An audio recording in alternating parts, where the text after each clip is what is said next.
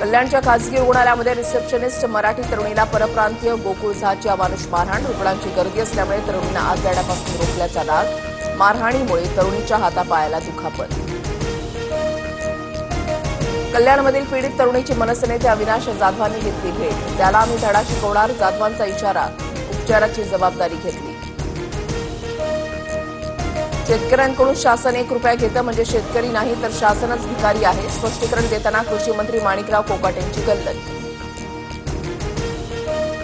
मंत्र्यांनी अशी वक्तव्य करणं चुकीचं. महाराष्ट्राची अर्थव्यवस्था अत्यंत उत्तम. शासन भिकारी असल्याचे कोकाटेंच्या वक्तव्यानंतर फडणवीसांची पुन्हा तंबी.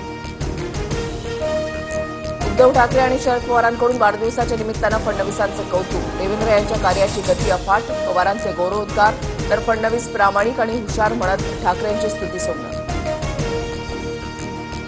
महाराष्ट्रामध्ये आपण वैचारिक विरोधक, कुणीच कुणाचा शत्रू नाही. शरद पवार ज्येष्ठ नेते, त्यांनी कौतुक करणं माझ्यासाठी मोलाचं. मुख्यमंत्री फडणवीसांकडून शरद पवार आणि उद्धव